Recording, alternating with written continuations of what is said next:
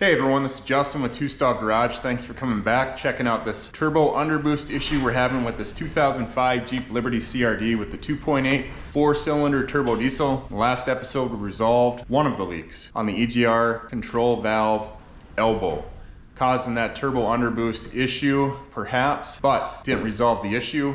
We've got another issue going on. Let's check it out right now.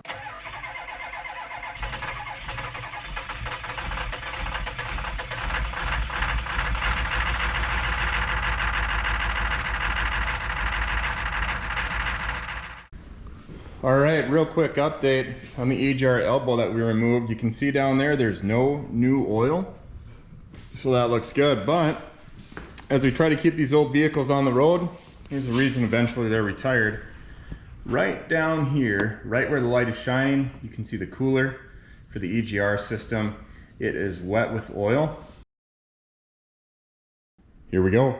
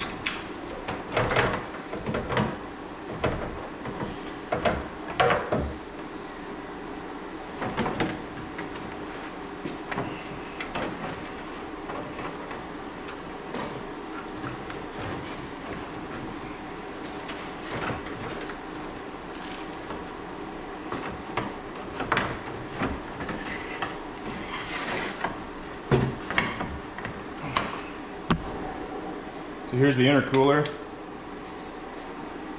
What I seen was this right here. Very wet with oil. We have a leak somewhere right in here. So here's the front of our intercooler. See, it's all caked up with bugs. When I flip it around, you can see we got fresh oil right over here. And we're gonna inspect just the end of the turbo hoses real quick, but I know that one's good. That one I just replaced, so it should be good. So we're gonna go ahead and replace this intercooler. Let's get this thing replaced. All right, it's a brand new day. We're back. We've got this used intercooler and it's known working. It's known that the last time it was in use, it was not leaking. Part number on this is 3233871, or I'm going to give you 05143020AA, July 24th, 2013. Here's your back side. This is the side that faces the engine. Absolutely perfect looking. So let's go ahead and get this installed.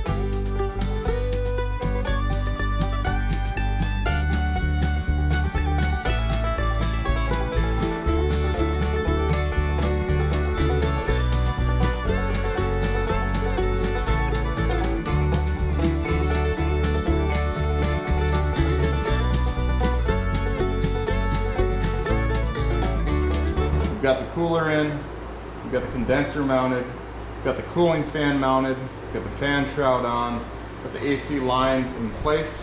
But now we need to secure everything down as far as the grill goes, as far as the front hood mount goes, and the inner grill. But before we do that, we found a little wiring issue over here. See if I can pull it up and show you. This was just barely hanging on. This is for the blinkers. You can see it's attached to the harness right here. So while we're here, we're going to fix that before we do anything else. And then you can see these this conduit that protects the wires up here in the engine bay. They're old. Toss that. We'll take off a couple more parts of these, just coming right off, and we'll clean that up. Okay, so we've got everything cleaned up here. Coming down here to the harness that was broken. We got it patched in nicely, so we should be good there. Let's get to the rest of this assembly.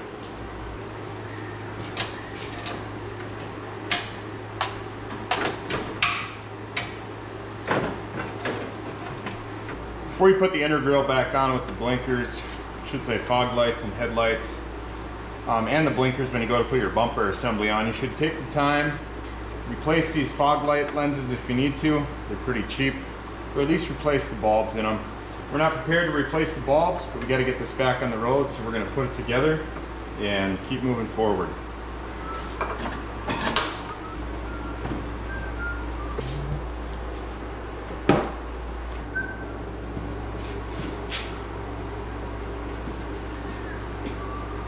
Let's clean up our parts up here on the cowl, and we're going to test out the blinkers, make sure the wiring job is good. Once that's done, we're going to put our clips in on the side bumpers.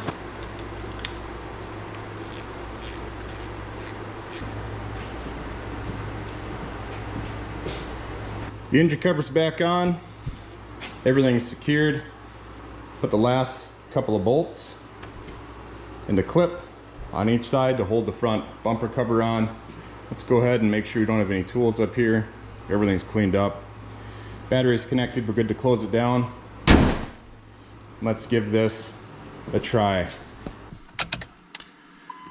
Now I did clear the code I actually cleared both codes. I cleared the circuit open code and I cleared the turbo underboost code. Fired it up.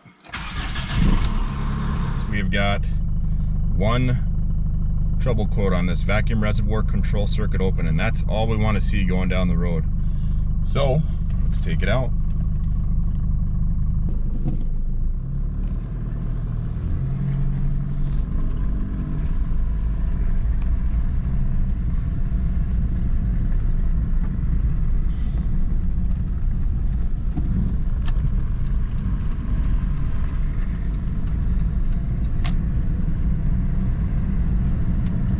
We're gonna head down to the highway so we can get up to highway speeds.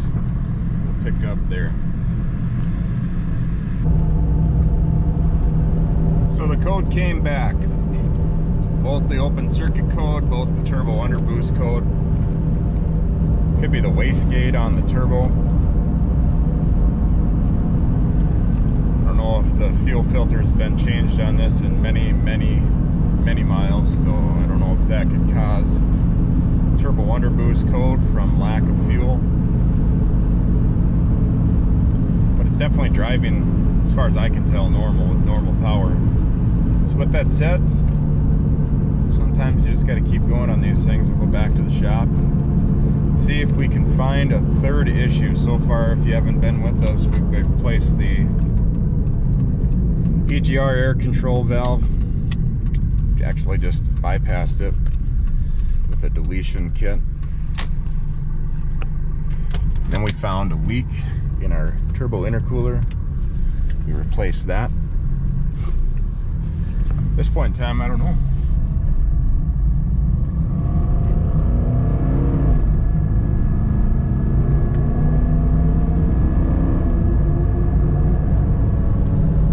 Definitely picks up just fine. So we might call this part 2. I hope you guys have enjoyed it so far. We'll keep working on this. So far, bypassed the EGR valve that was leaking, replaced a leaky intercooler, and the issue remains. Thanks so much for watching Two Stall Garage. This one's been a bit of a doozy. Appreciate you guys. If you want to, head on over to Facebook and like our page. It's Two Stall Garage. So the number 2 Stall Garage, no spaces. Also at Two Stall Garage on Twitter, at Two Stall Garage LLC on Instagram. Hope you guys have a wonderful day. Take care.